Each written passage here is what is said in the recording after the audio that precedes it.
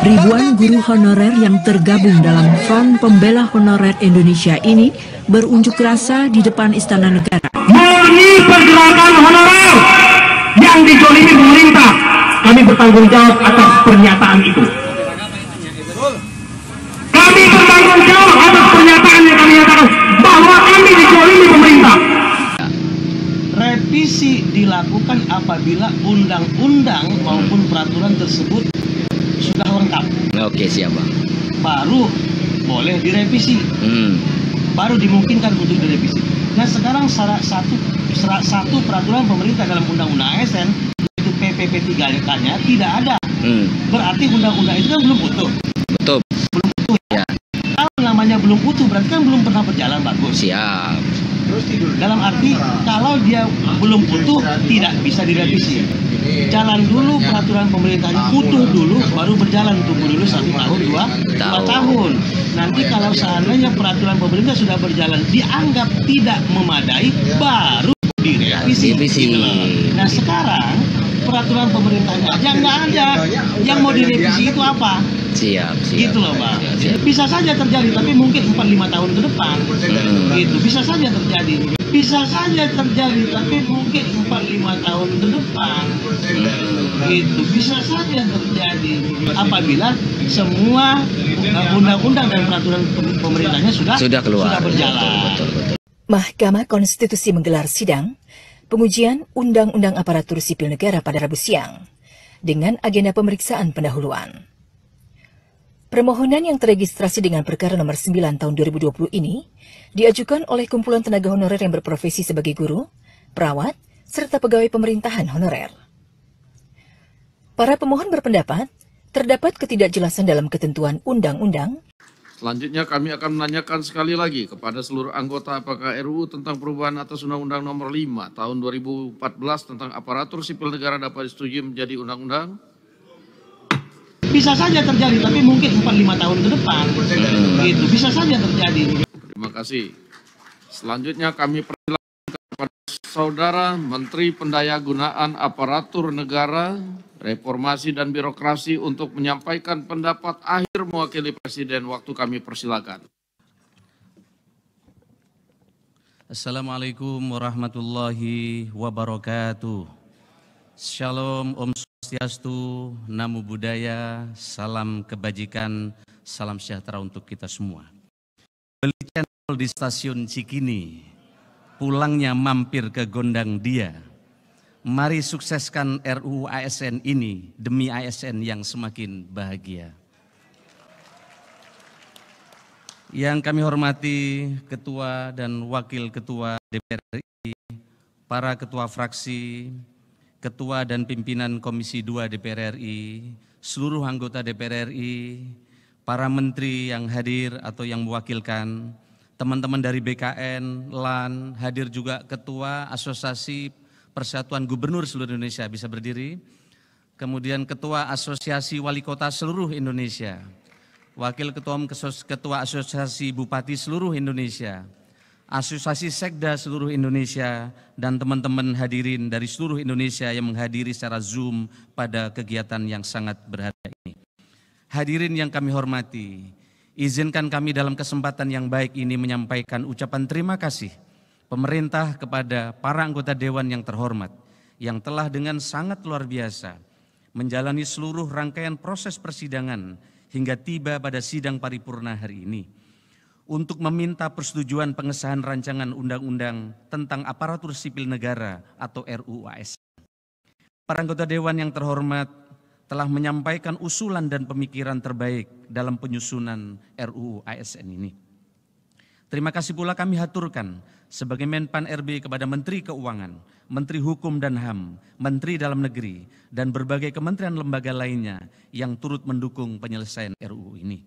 Dengan dukungan anggota Dewan yang terhormat, kita akan memasuki babak baru transformasi manajemen ASN melalui RUU ini sebagai payung hukum. Oleh karena itu sekali lagi kami menyampaikan terima kasih kepada anggota Dewan yang terhormat. Teriring doa semoga Bapak Ibu senantiasa dianugerahi kesehatan dan kelancaran dalam menunaikan pengabdian kepada bangsa dan negara.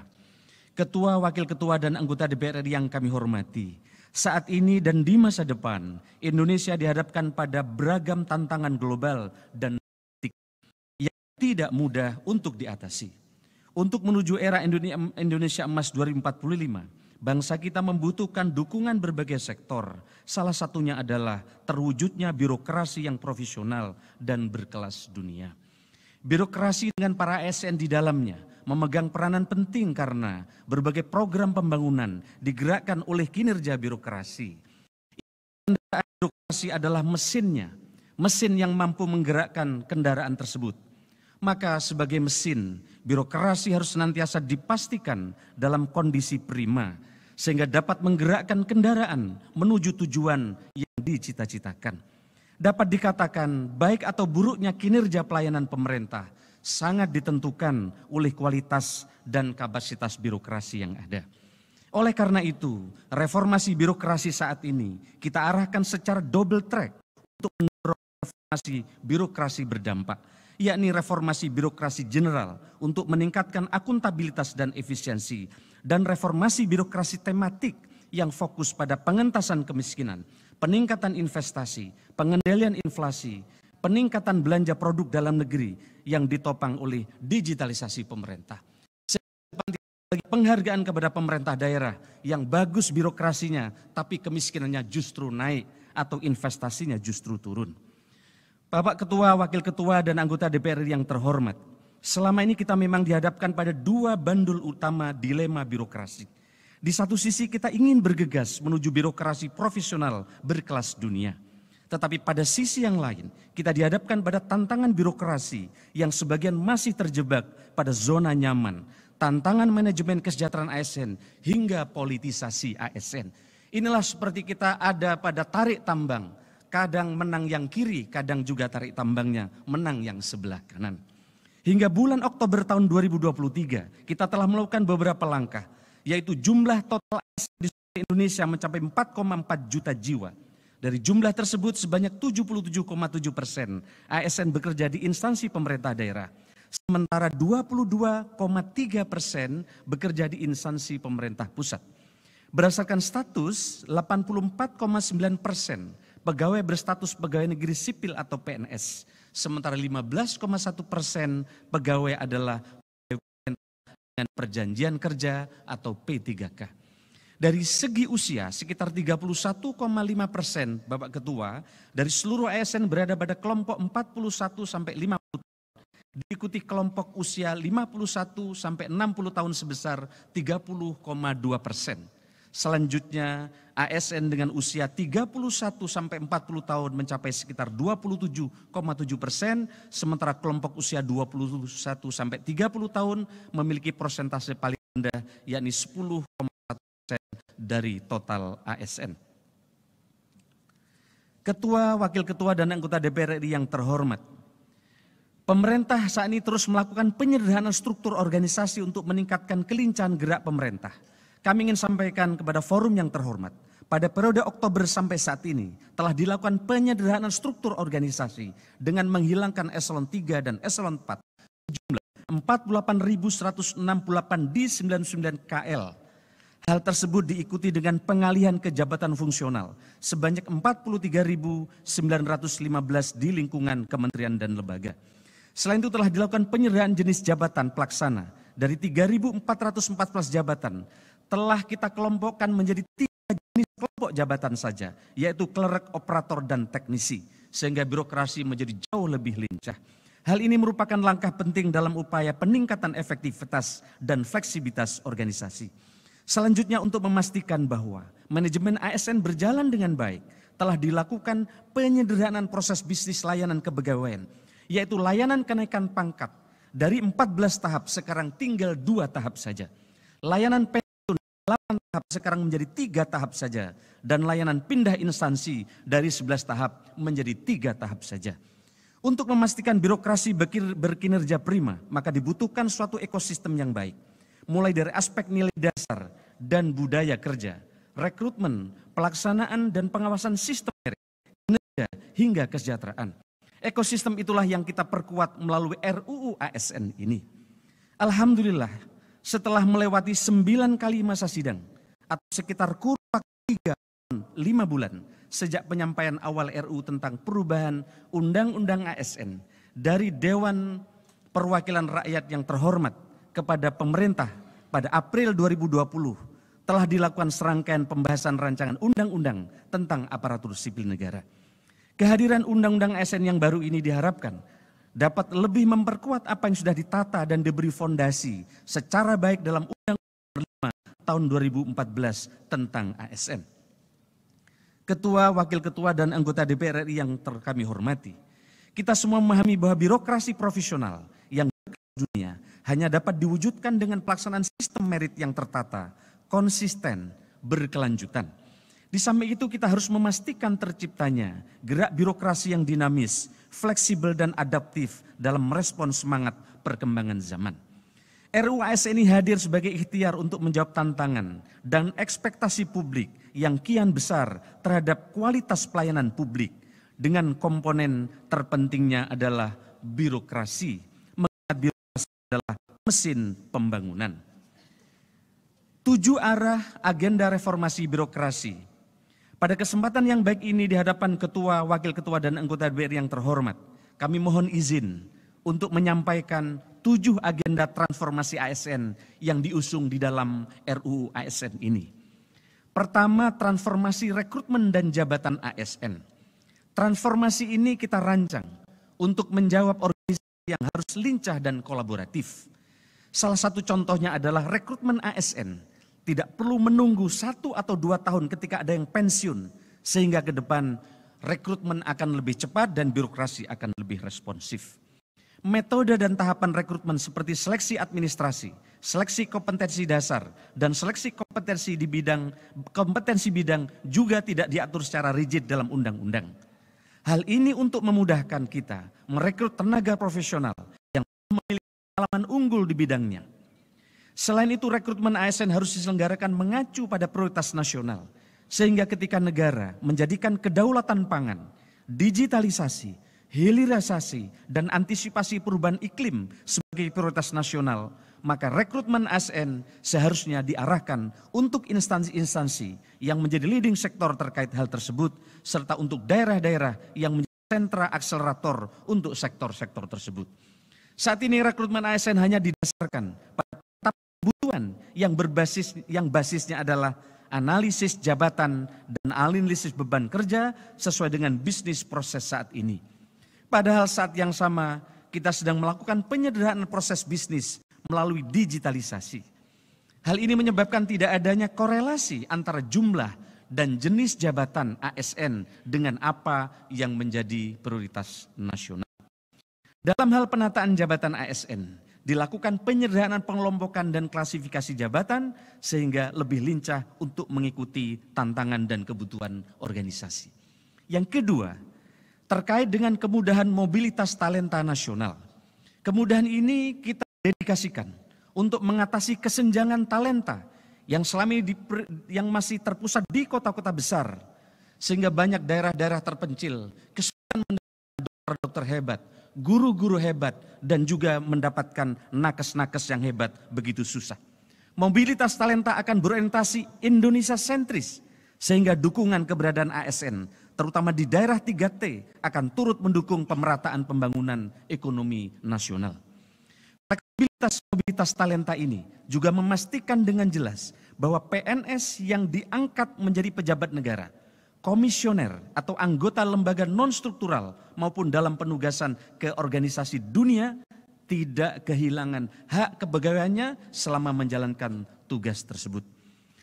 Pintu untuk ASN mobile keluar instansi pemerintah seperti di TNI dan Polri atau BUMN. Selama ini TNI Polri banyak masuk ke instansi pemerintah, tapi ASN tidak masuk ke TNI Polri. Tapi dengan undang-undang ini ASN bisa masuk ke TNI Polri. Juga sudah mulai dibuka dengan adanya undang-undang ASN ini. Ini sangat didorong oleh untuk mobile sebagai bentuk pengembangan dirinya. Begitu juga terkait dengan mutasi. Selama ini para bupati, wali kota, gubernur, dan para menteri mengeluhkan. Dan selama ini persyaratan untuk melakukan mutasi sangatlah rigid. Sehingga muncul stigma bahwa sulit untuk memindahkan seorang pegawai ASN. Contohnya untuk memindahkan seorang pejabat pimpinan tinggi membutuhkan waktu paling kurang 2 tahun. Ketiga, soal percepatan pengembangan kompetensi ASN. Pola pengembangan kompetensi ASN tidak lagi klasikal seperti penataran, tetapi mengutamakan experiential learning seperti magang, on the job training yang semuanya menjadi bagian dari upaya untuk meningkatkan kompetensi ASN menuju birokrasi berkelas dunia. Pengembangan kompetensi tidak lagi dimaknai sebagai hak, melainkan suatu kewajiban bagi pegawai ASN. Untuk itu instansi pemerintah wajib memberikan kemudahan akses belajar bagi pegawai ASN. Selama ini kesempatan untuk memperoleh akses pengembangan kompetensi tidaklah merata. Pelaksanaan pengembangan kompetensi juga belum dikaitkan dengan kebutuhan ASN itu sendiri. Terkadang ASN memilih untuk mengikuti diklat apapun hanya untuk menggugurkan syarat minimal 20 jam pelajaran secara klasikal. Keempat, penataan tenaga non-ASN.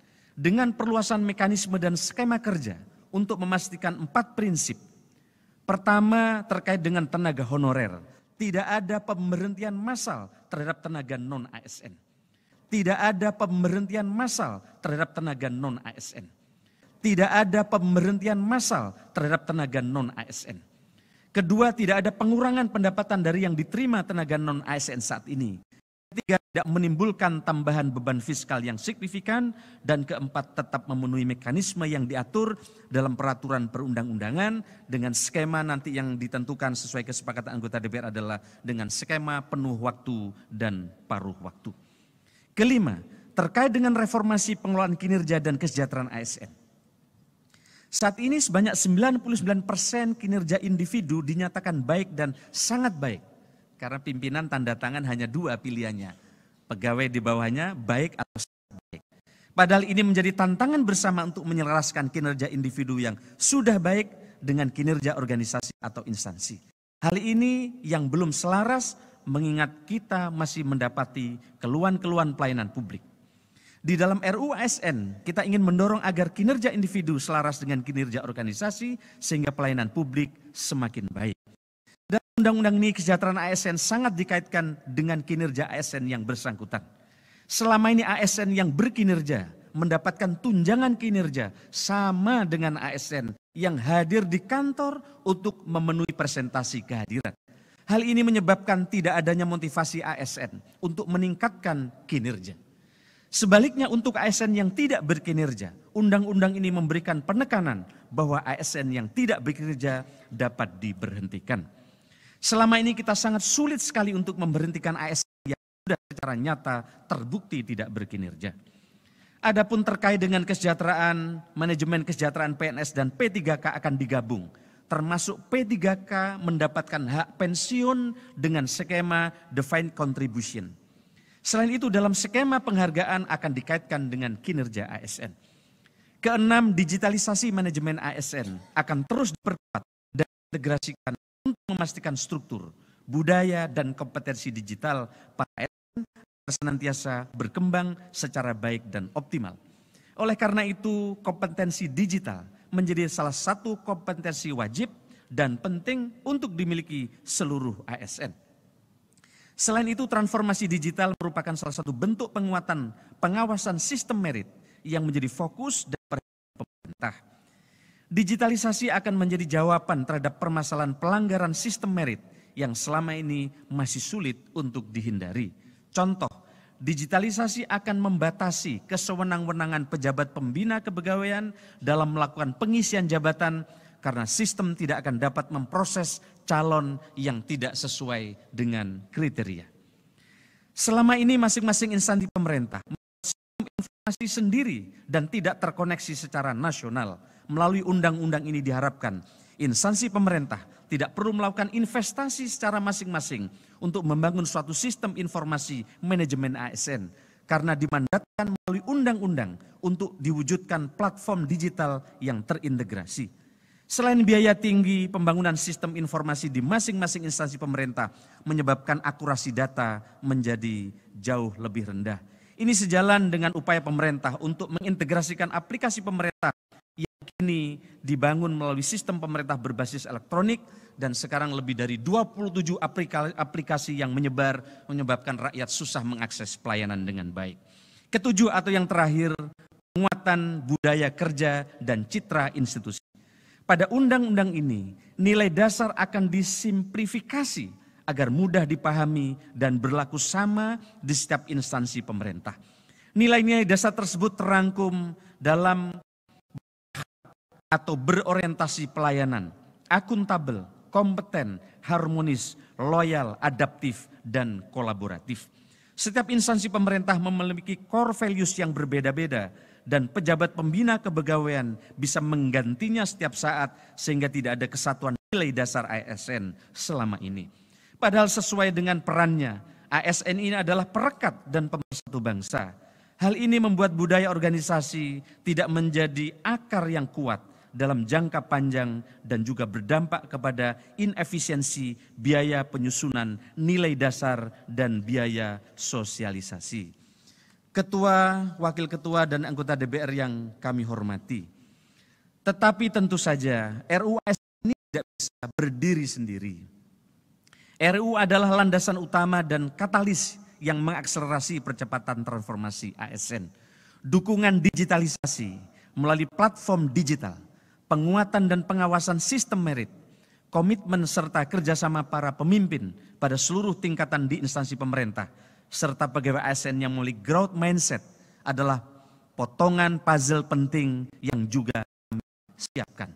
Semangat RUU ASN mendukung percepatan transformasi ASN menuju birokrasi profesional dan berkelas dunia dengan dilandaskan pada pelaksanaan serta pengawasan sistem merit yang konsisten dan berkelanjutan. Bersama-sama dengan DPR yang terhormat, pemerintah akan memastikan sistem merit berjalan diawasi secara optimal.